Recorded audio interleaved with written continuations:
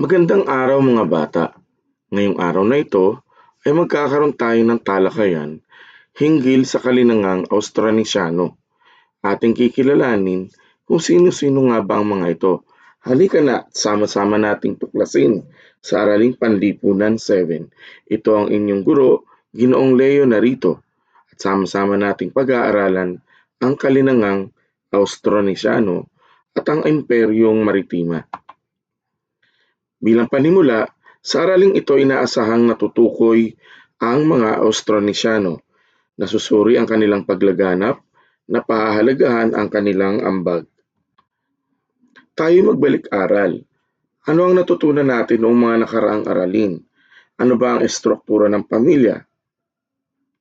Inyo ba itong natatandaan? Ano-ano ang tungkulin ng bawat kasapi ng pamilya? At bakit mahalaga ang pamilya sa paghubog ng isang lipunan?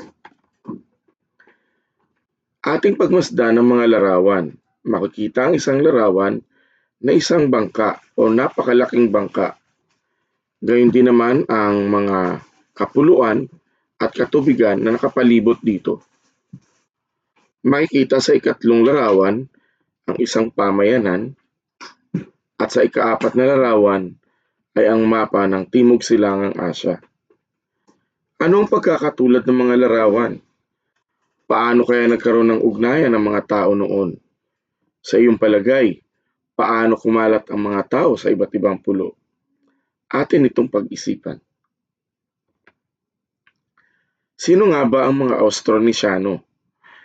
Ang Austronesiano ay tumutukoy sa pangkat ng mga taong gumagamit ng mga wikang Austronesian at kilala sa paglalayag, paglipat ng tirahan at pakikipagkalakalan. Tumutukoy ito sa mga sinaunang mandaragat na kumalat sa maraming pulo. Ang paglaganap ng Austronesiano ay makikita sa Pilipinas, sa bansang Indonesia, Malaysia, sa buong Timog Silangang Asya, maging sa Pacific Islands. Ano ba ang dahilan ng kanilang paglalayag? Una ay maghanap ng maraming pulo. Sila ay mga mahuhusay gumawa ng bangka at kanila itong ginamit sa kanilang paglalayag gamit ang hangin. At sinusunod nila ang mga bituin sa gabi sa kanilang paglalayag. Ang papel ng dagat ay naging daan ng kanilang paglalakbay, kalakalan, pangingisda at pagpapalaganap ng kultura.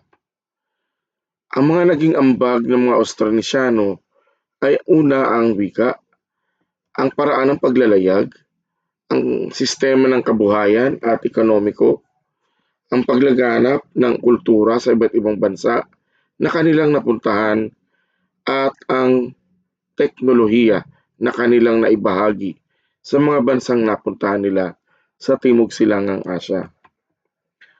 Ano naman ang tinatawag na kalinangan? Ang kalinangan ay tumutukoy sa paraan ng pamumuhay ng isang pangkat ng tao mula sa wika, paniniwala, kaugalian, kabuhayan at tradisyon.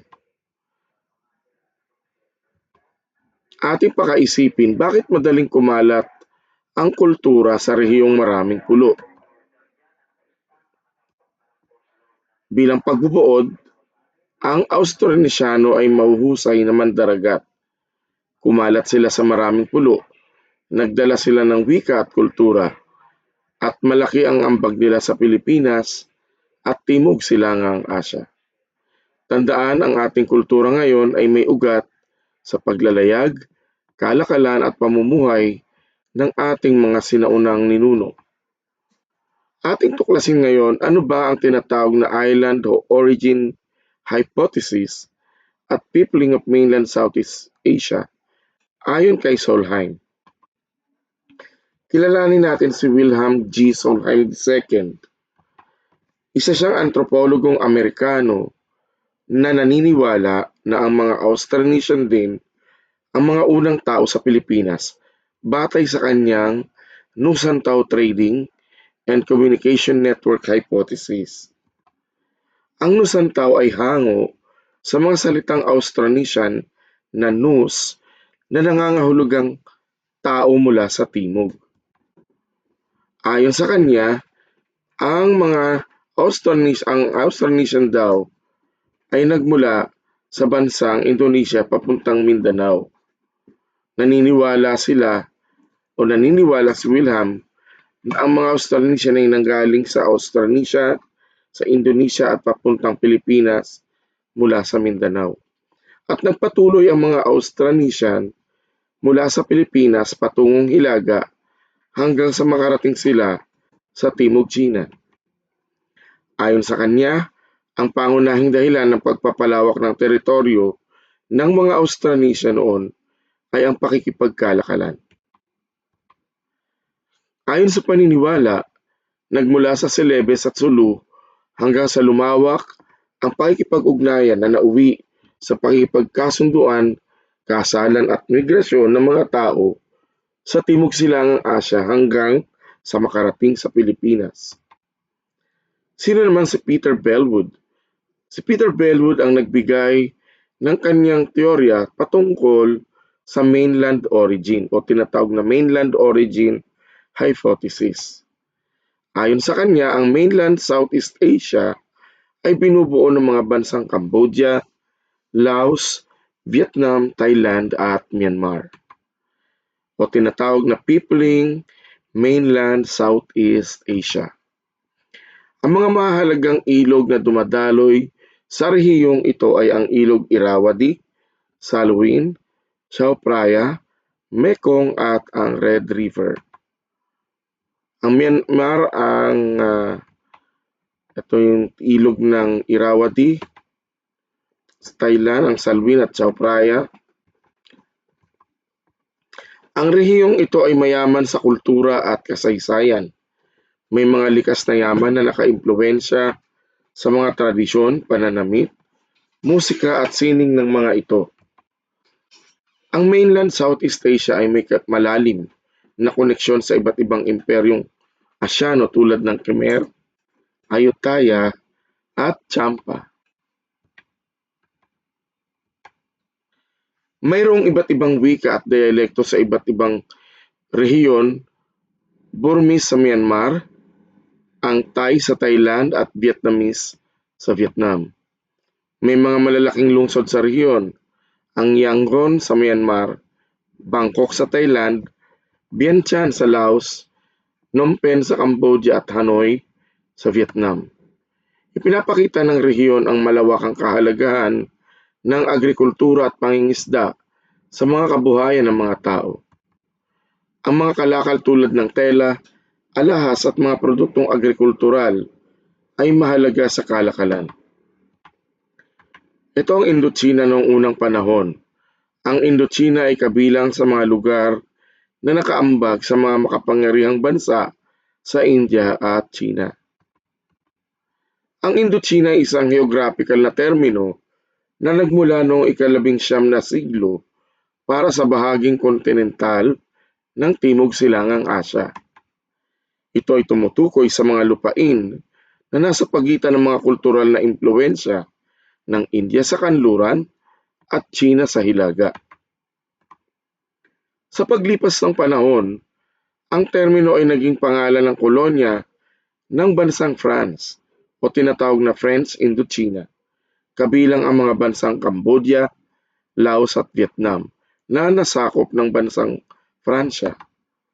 Sa kasalukuyan, ang mga bansang nasa rehiyon ng Indochina ay may kani-kanilang pag-unlad, kasaysayan at kultura na patuloy na nagpapalit at nagbibigay turing sa malawak na yaman ng Timog Silangang Asya. Ang Myanmar, dati kilalang bilang Burma at matatagpuan sa peninsula ng Indochina sa Timog Silangang Asya. Noong 1886 naging bahagi ng British East India ang Myanmar bilang isang probinsya matapos ang tatlong digmaang Burmese o Anglo-Burmese Wars at naging bahagi ng mga feudal na dinastiya pagkatapos ng pagkakabuo nito noong 1944.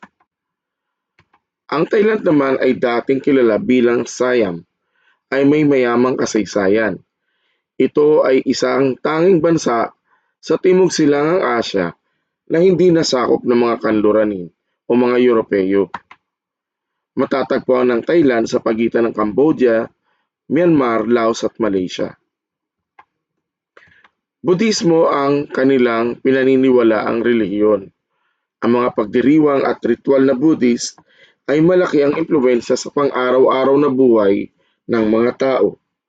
Kilala rin ang bansa sa mga natatanging sining tulad ng Thai cuisine, traditional dance at Muay Thai o isang sining ng pagsuntok. Ano ang kahulugan ng island origin hypothesis? Ang island origin hypothesis ay nagpapaliwanag na ang mga Austronesian ay nanggaling sa Indonesia at nagtungo sa Pilipinas mula sa Mindanao. Ibig sabihin mula sa ibaba paakyat papunta ng mainland Philippines o hanggang Luzon.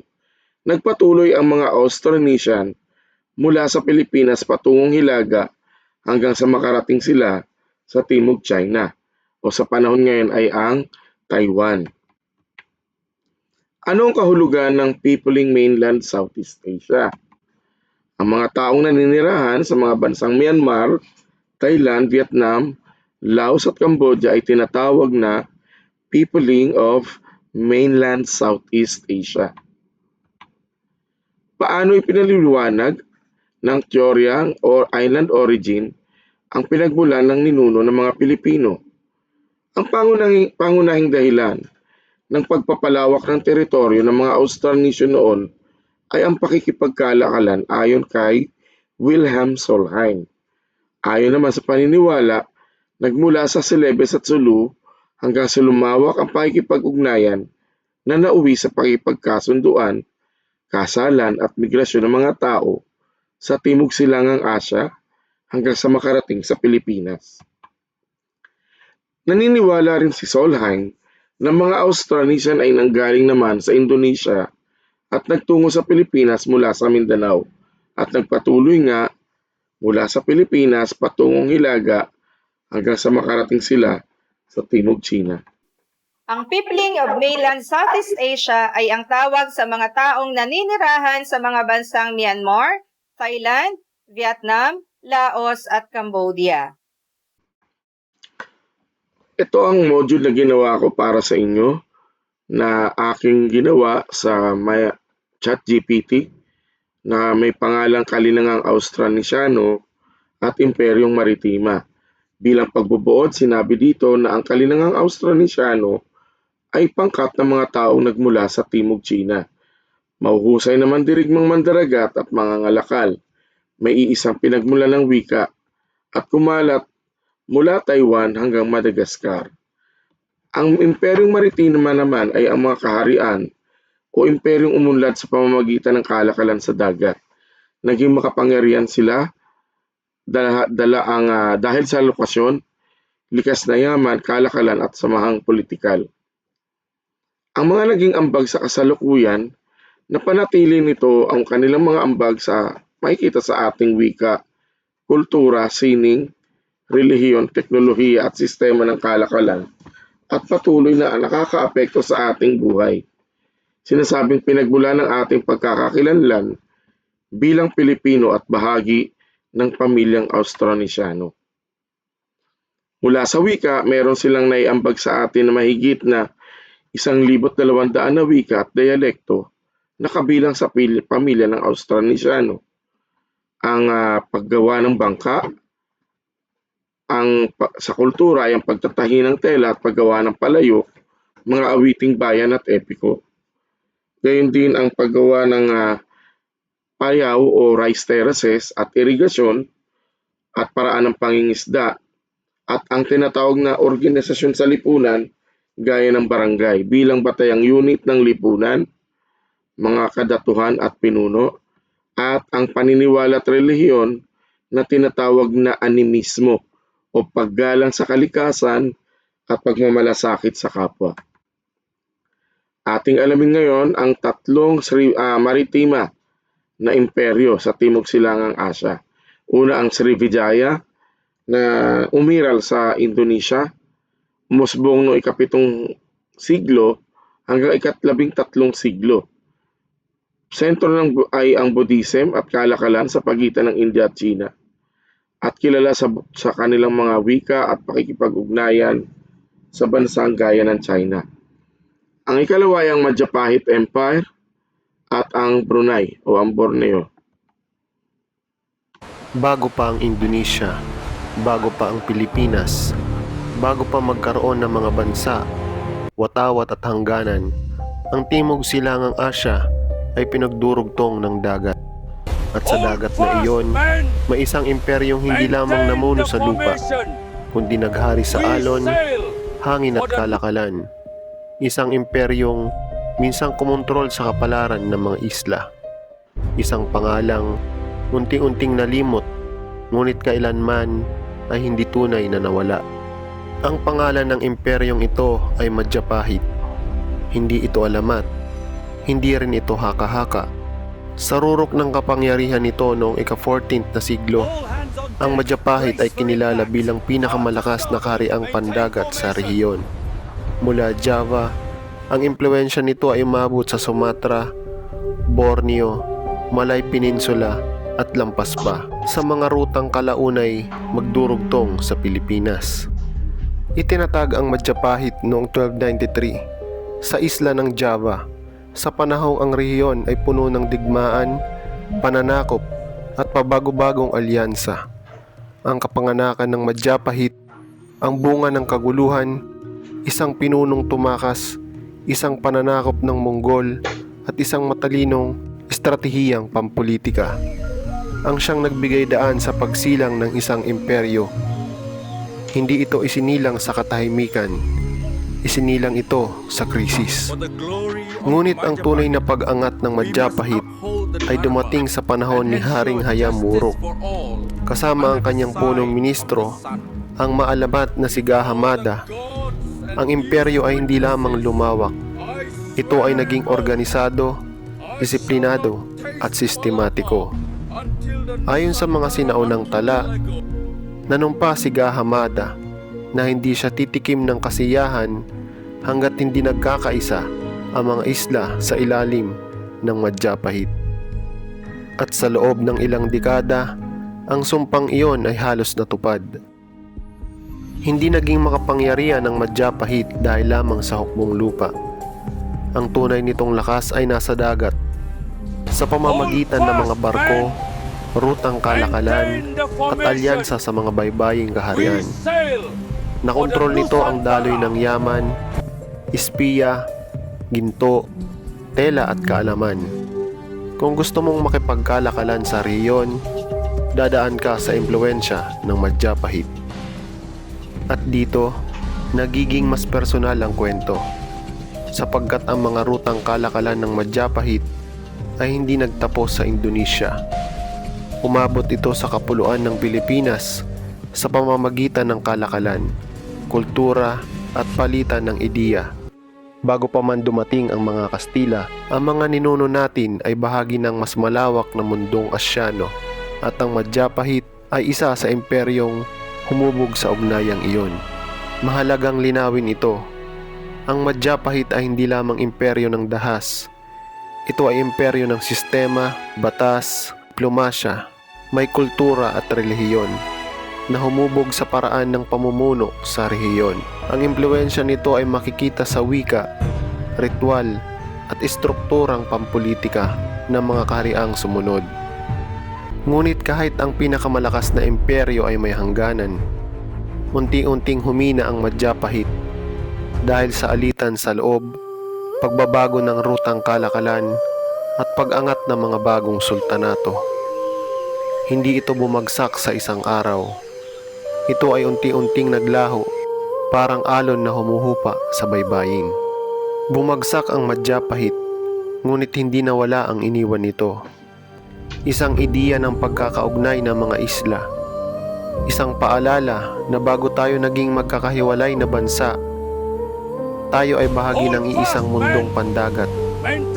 Ang Majapahit ay hindi na imperyo ngayon, ngunit ang bakas nito ay patuloy na nararamdaman sa kasaysayan ng Timog Silangang Asya at marahil